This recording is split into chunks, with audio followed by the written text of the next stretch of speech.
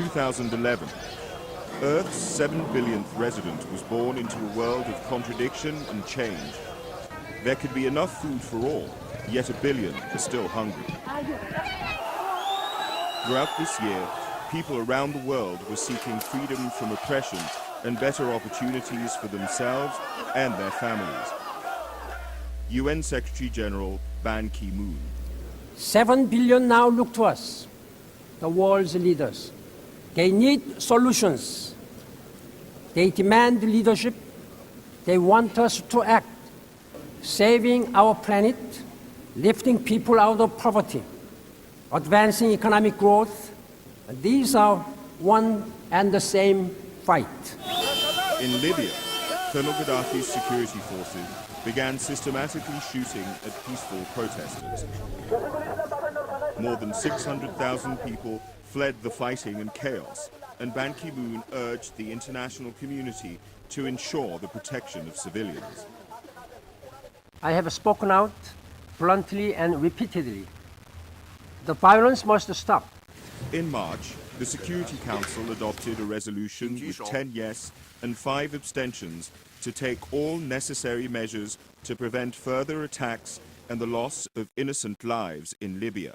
Susan Rice, permanent representative of the United States. The Security Council has authorized the use of force, including enforcement of a no-fly zone, to protect civilians and civilian areas. Soon, NATO began a bombing campaign. UN humanitarian agencies delivered vital supplies to the population. With casualty numbers rising, Russia's ambassador Vitaly Churkin voiced his concern. Любое превышение устанавливаемого ею мандата, непропорциональное применение силы. In October, Libyans greeted the death of the dictator with celebratory gunfire. Yet weeks of relentless urban conflict have reduced cities to ruins, and hospitals are filled with the wounded. Secretary General Ban Ki-moon and the President of the General Assembly, Nasir Abdulaziz Al-Nasser, made an historic visit to Libya. The road ahead for Libya and its people will be difficult and full of challenges. Now is the time for all Libyans to come together. In Syria, pressure was on for President al-Assad to step down after thousands of people were killed in pro-democracy protests.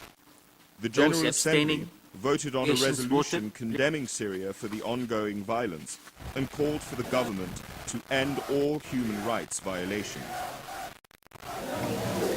People in the streets of Ramallah cheered the news that their president, Mahmoud Abbas, had presented an application for full UN membership to Ban Ki-moon. After 63 years of ongoing tragedy, enough. The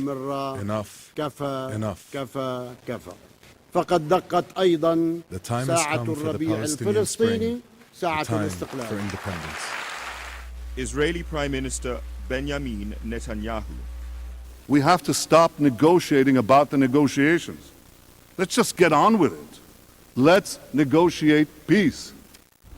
Meanwhile, on the ground in the occupied Palestinian territory, housing demolitions for Israeli settlement building continued.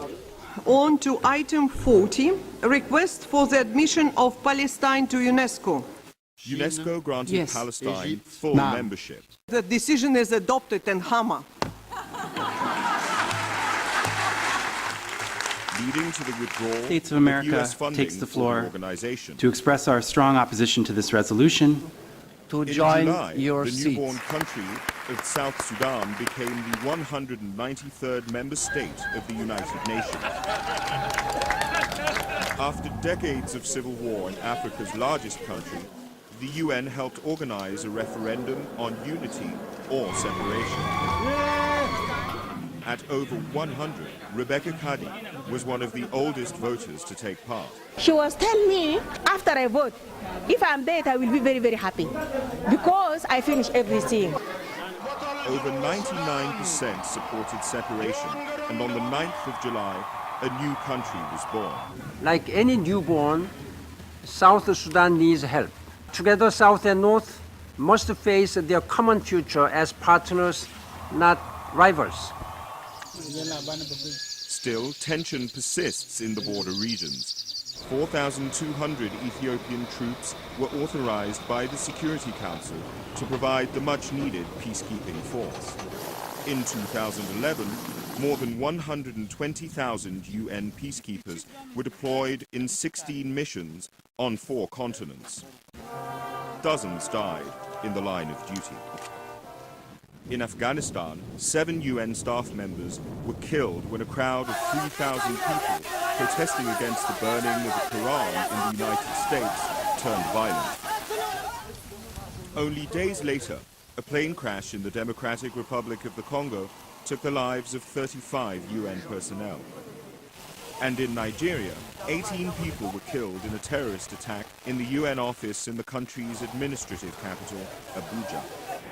In Liberia's presidential elections, the UN mission deployed ground troops and increased air patrols to improve security and reassure citizens as they went to the ballots. Voters turned out undeterred, despite some clashes that prompted the boost in security.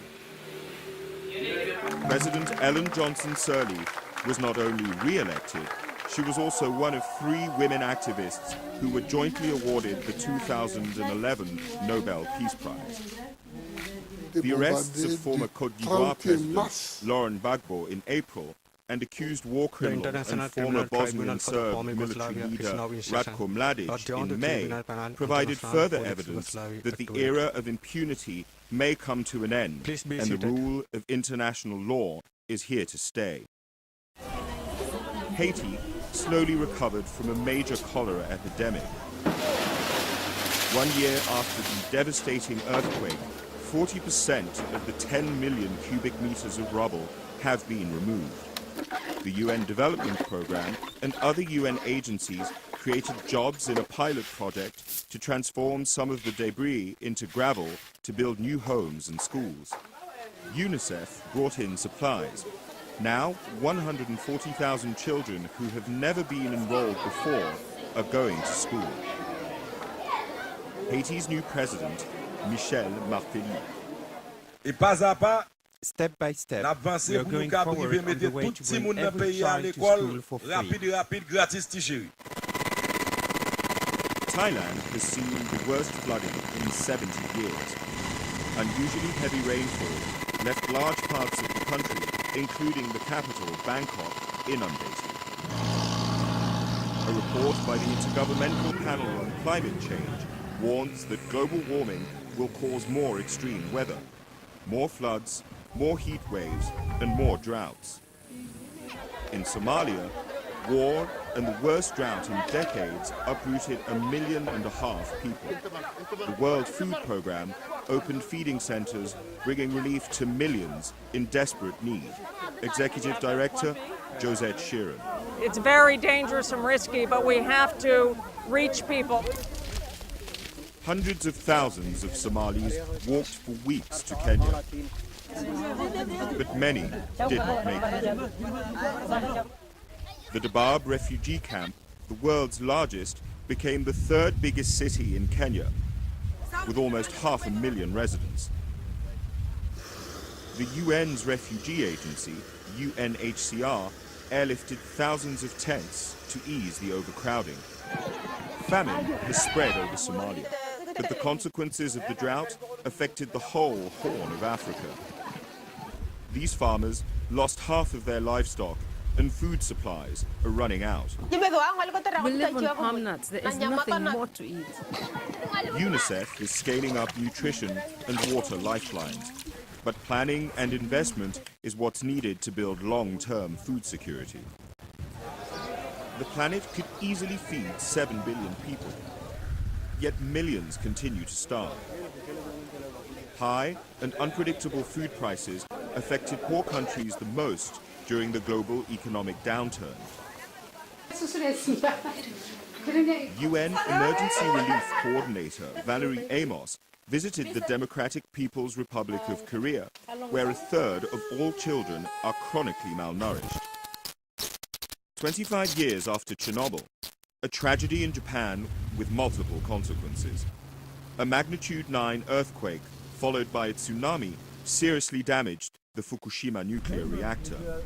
Dedicated workers prevented a total meltdown, but a large area became contaminated as radiation spread. This was measured by the sensitive instruments of the CTBT, the UN's Nuclear Test Ban Treaty Organization.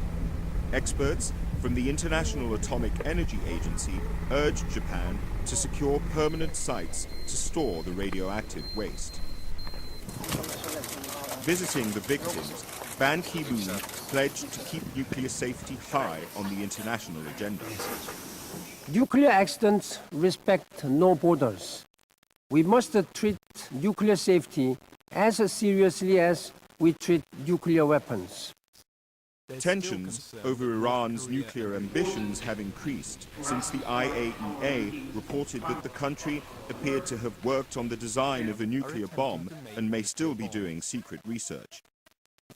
After being unanimously re-elected for a second term in office starting in 2012, Ban Ki-moon declared sustainable development that reduces poverty and preserves the environment as his top priority. 13-year-old environmental activist Felix Finkbeiner told politicians to stop talking and start planting. It is now time that we work together. We combine our forces, old and young, rich and poor, and together we can plant 1 trillion trees. Green economy will be the buzzwords for 2012's Rio+20 Environment Conference in Brazil. 2012 will also be the year of sustainable energy for all, accessible to the poorest of the poor. 7 billion people need clean energy to read, sustainable agriculture to eat, and opportunities and decent jobs to live a life of dignity and prosperity.